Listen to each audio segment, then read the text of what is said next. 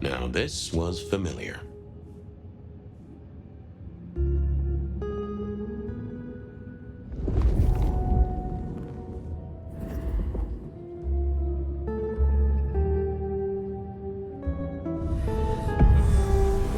Hello there, my little parchment pal.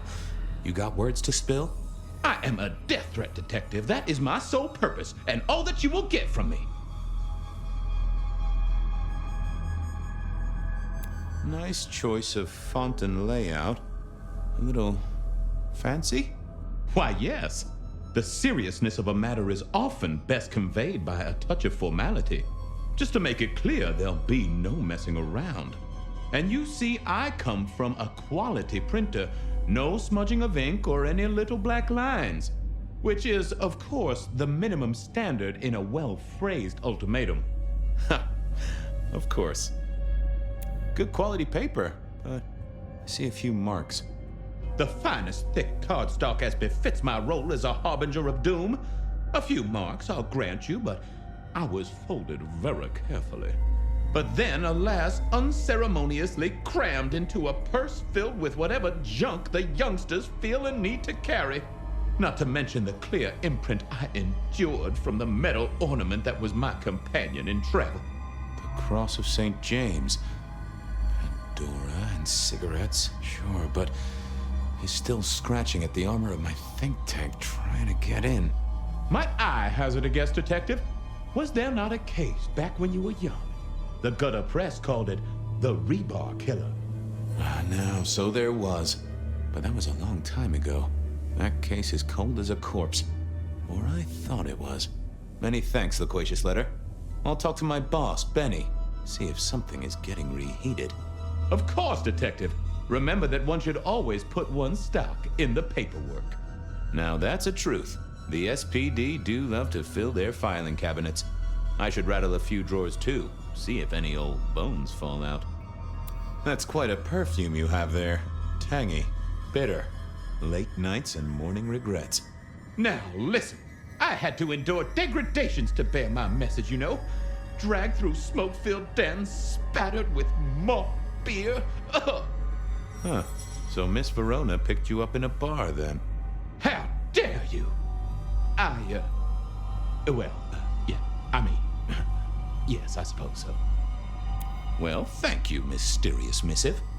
I gotta blow the dust off the rebar killer case and grill our girl about her favorite hangouts. Message received and understood. The Rebar Killer. I'd heard that name many, many years before. If I remembered it right, in our world, he was Santiago, a hunter of kindred. What did that have to do with Verona?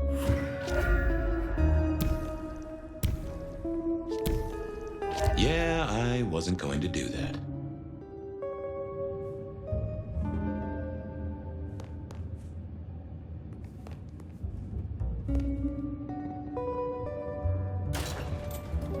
The folks would have stashed Verona in interrogation. I figured I should visit, since I did have questions for her.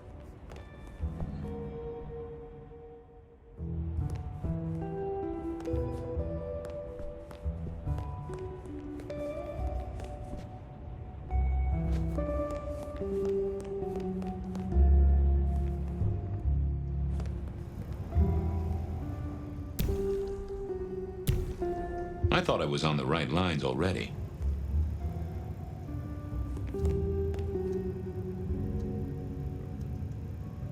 Any news, detective? You've caught him, right? The law takes its sweet time, Miss Verona, but it makes the dessert all the sweeter.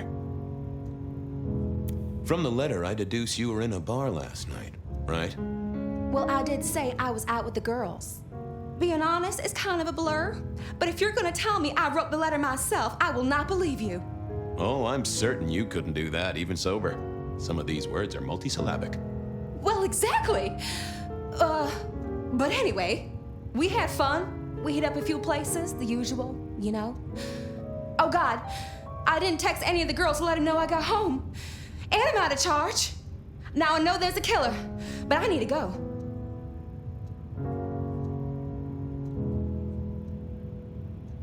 These friends of yours, are they the same ones who let a stranger violate the inner sanctum of your purse? Trust me, you are much better off here. And remember, our coffee is free of charge. Well, all right, fine. At least you have Wi-Fi. So I'm told. Plus, this frees me to focus on locating your tormentor and putting him safely behind bars.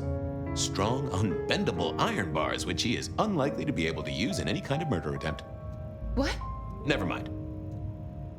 Do you recall which dens of dissolution you visited? Bar chits, bills, outstanding tabs? Why, detective? Do I look like a girl who has to pay for her own drinks? Let me think.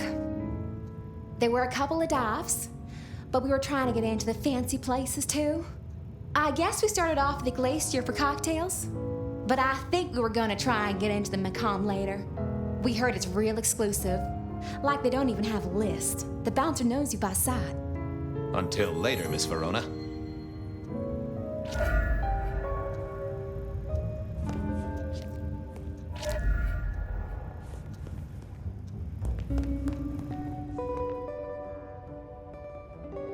I thought about it, but it seemed like a really bad move.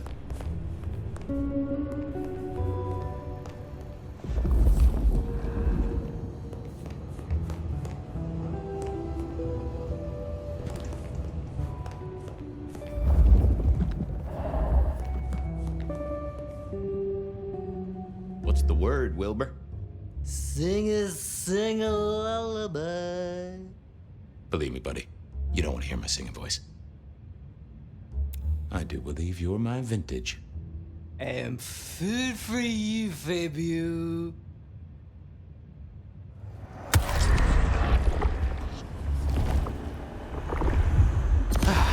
I knew you were a man of taste.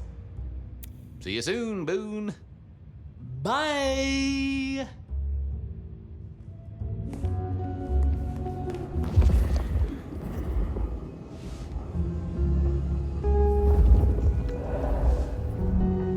Seattle PD, full of drunks, bums, and deadbeats. And then there's the criminals, of course. I went down to the Dutchman for a word with Silky and to find my boss. It was his home from home. Verona said she'd been to the Glacier, so I figured I'd best follow her trail.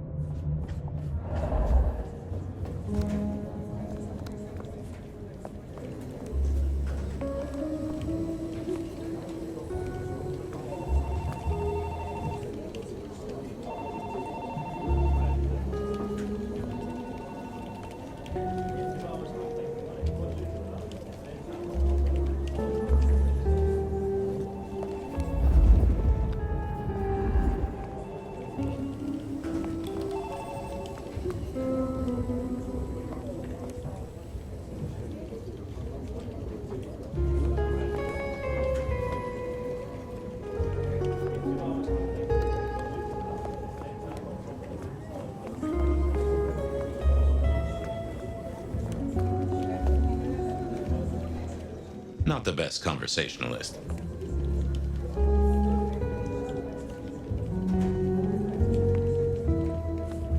I had an agreement with Bob. He would ignore all my requests and I'd never ask him for anything. I'd do my own research.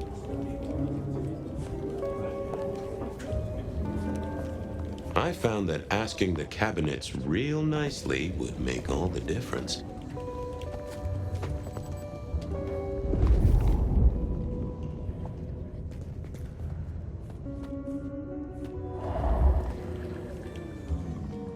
Nope, had nothing to say. Well, if it isn't my favorite Flatfoot, I knew you'd crawl back to me. Hey, Philomena, you got me. I never can resist a well-packed set of suspension files. So what is it today, Detective? A little dalliance with my dispatches? A thumb through my probation log?